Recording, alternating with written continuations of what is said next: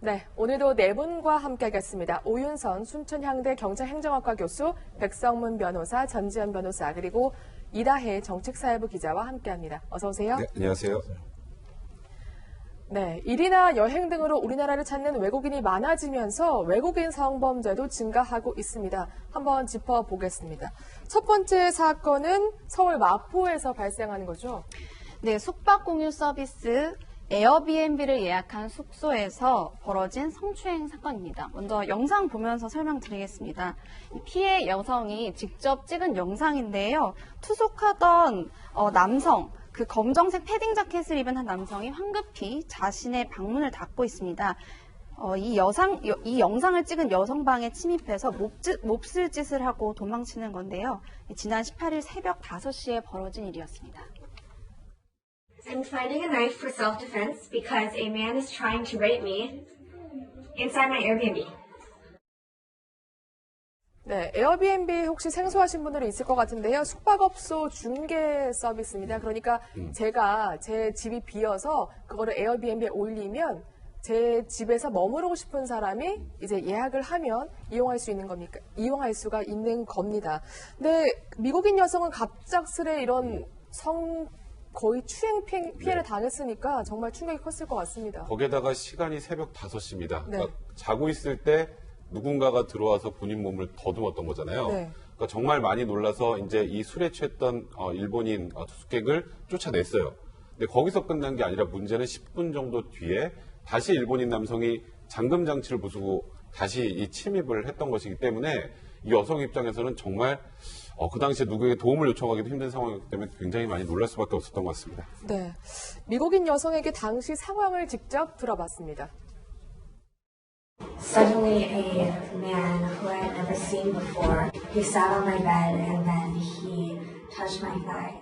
Very shocked, and I stood up and pushed him out of the room and locked the door. I didn't expect that around 10 minutes afterward, he would end up breaking the door and breaking into my room. At this point, I was really terrified.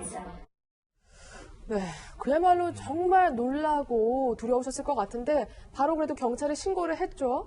네, 이 여성은 사건이 발생하자마자 곧바로 숙소에서 나와서 인근 호텔로 피신을 했습니다. 그리고 경찰에 곧바로 신고를 했고 출동한 경찰이 이 일본인 남성을 긴급 체포했습니다. 그렇군요. 한국이 안전하지 않는 나라라고 생각하실까 봐 그 점 또한 걱정이 되는데 사실 이 사건이 일어난 숙소가 한 명이 이제 묵는 게 아니라 여러 사람이 약간 공유하는 형태의 그런 집이었다고 하더라고요. 예, 그렇습니다. 이제 이 에어비앤비라고 하는 것이 지금 현재 약 전 세계 인구 한 4억 명 정도가 공유를 한다라고 합니다. 그래서 네. 이제 우리가 보통 보면 이 옛날에 우리가 민박이라고 그랬죠. 그래서 이제 이 민박이라고 하는 형태 플러스 이 전 세계적으로 인터넷을 이용을 해가지고 다른 나라에 갔을 때 우리가 호텔 같은 경우는 좀 비싸지 않습니까? 네. 그러니까 이제 에어비앤비 같은 것에 우리가 들어가게 되면 그 나라의 어떤 그 생활이라든가 이것을 직접 접할 수 있다라고 하는 그런 장점 그렇죠. 때문에 많은 젊은이들이 이제 사용을 하고 있는데 지금 그래서 이 성장세가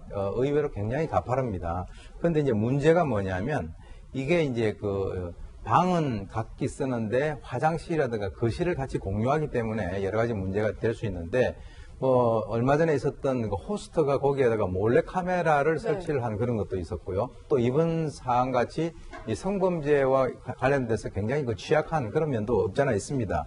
그런데 이제 문제가 뭐냐면 에어비앤비에서는 만약에 사고가 발생이 되게 되면 호스트를 퇴출하는 그 이외에는 별다른 어떤 뾰족한 대책이 없다라고 하는 것이고 그것이 이제 사건이 발생하고 난 뒤에 사후 조치라고 하는 그런 측면에서는 사전에 이것을 예방을 할 수 있다라고 하는 그런 측면에서는 상당히 취약한 네. 그런 시스템이라고 볼 수 있기 때문에 많은 분들의 주의가 요망이 된다라고 봅니다. 그렇군요. 변호사님, 그러면 피해 여성이 그 에어비앤비 측에 뭔가 배상을 요구할 수도 있습니까? 그 배상이라는 게 이제 에어비앤비 측에 뭔가 문제가 있을 때 내가 손해배상을 청구하는 건데 네. 사후 지원에 문제가 있는 건 아닌 것 같아요. 에어비앤비 측에서는 숙소 지원 등을 최대한 지금 보상해주고 있다고 하거든요.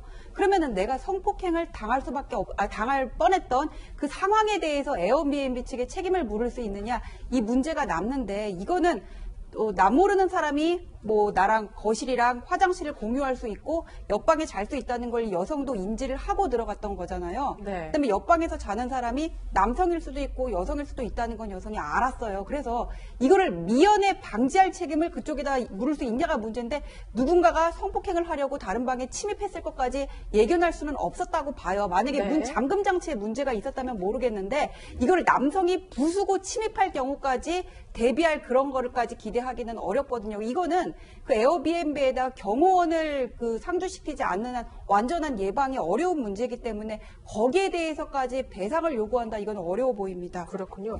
일단 사건으로 돌아가 보겠습니다.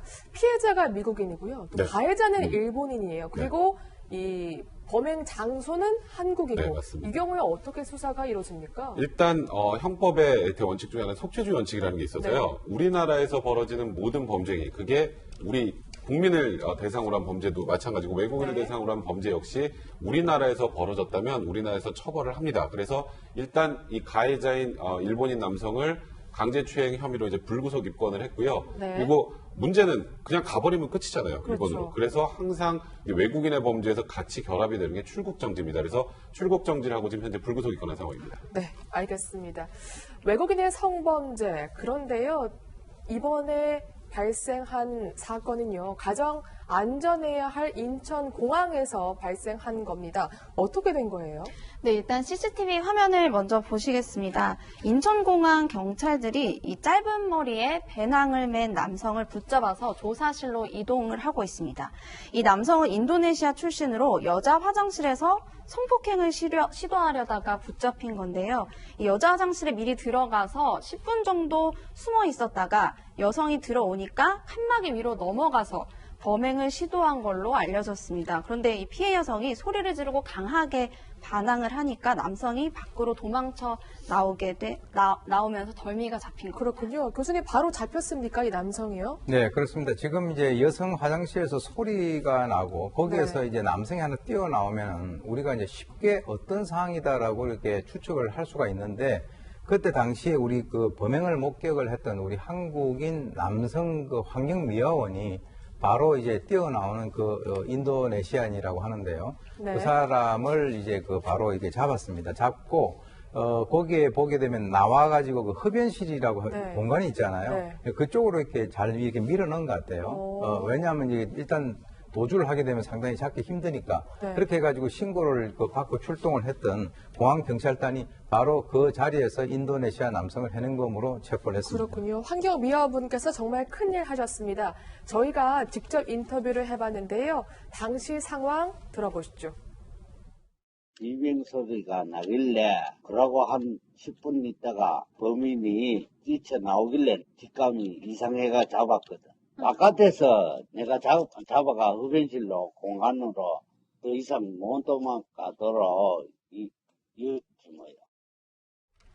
근데 무서우셨을 것 같아요. 사실 범죄인을 잡으신 거잖아요. 네, 그렇습니다. 그리고 지금 이제 들리는 말에 의하면 저 남성 그 환경원이 목소리 들어봐도 아주 젊은 분은 아닌 것 같아요. 네. 그리고 이제 키도 한 165cm 정도 돼서 아주 덩치도 크신 분이 아니라고 하는데 그 당시에 이제 인천공항이라고 하는 그 어떤 공간 자체에서 본인이 근무를 하고 있는 것도 있고 또 하나는 중요한 것이 이제 자기 이 성격이 이 저런 불의를 보게 되면은 참지를 못하는 그런 성격이래요. 네. 거기에다가 또 하나 우리나라에 와가지고 외국인이 우리나라 여성에 대해서 저러한 행동을 한다라고 하는 데 대해서 굉장히 격분을 했었던 것 같아요.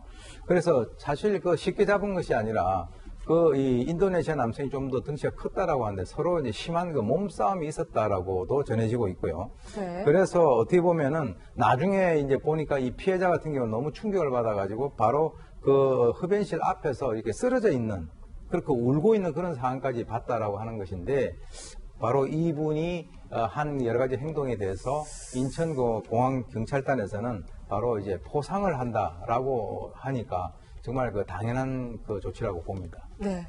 그런데 이 인도네시아 남성은 무슨 일로 한국에 왔길래 이런 범죄까지 저지른 건가요? 예, 한국에 온 이유는 뭐 잘못된 거 없어요. 우리나라에 7월에 입국을 해가지고 일용직 근로자로 근무를 했다고 하니까는 불법 체류자도 아니었대요. 그러니까 뭐 취업 비자를 받아가지고 왔거나 뭐 그랬던 것 같고 사건 당일은 이제 20일 오후였는데 이날은 이제 부산발 인천행 비행기를 타고 와가지고는 20일 오후에 자카르타로 출발하는 비행기를 타기 위해서 기다리는 그런 상황이었다 그래요. 그러니까 입국 자체는 문제가 없었습니다. 체류나. 그렇군요. 그러면 변호사님, 이 경우에도 인도네시아 남성은 바로 돌아갈 수가 없겠네요. 자기네 지금 나라에요. 아까 사건하고 좀 더 네. 다른 게요. 이번 같은 경우는 주거치유관광 미수가 될 수 있습니다. 아, 그래요? 네, 그래서 일단 이번 사건 같은 경우는 아까 강제추행하고 좀 다르게 네. 혐의가 훨씬 중하죠.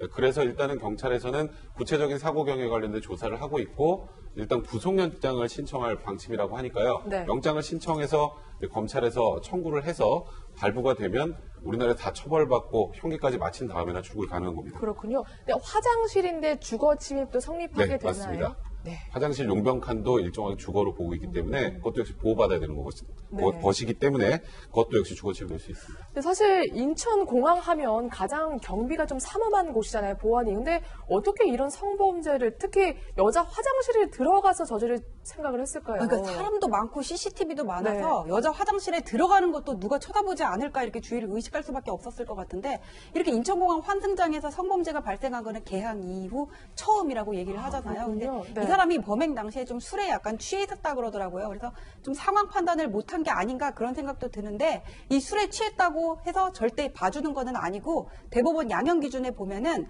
내가 성폭행을 범할 의도를 가지고 일부러 술을 먹은 경우에는 오히려 가중 사유로 삼고 있고 주치감경을 적용하지 않도록 되어 있기 때문에 이 사람은 본인이 저지른 범행에 대해서는 강력하게 처벌을 받을 거라고 봅니다. 네, 알겠습니다.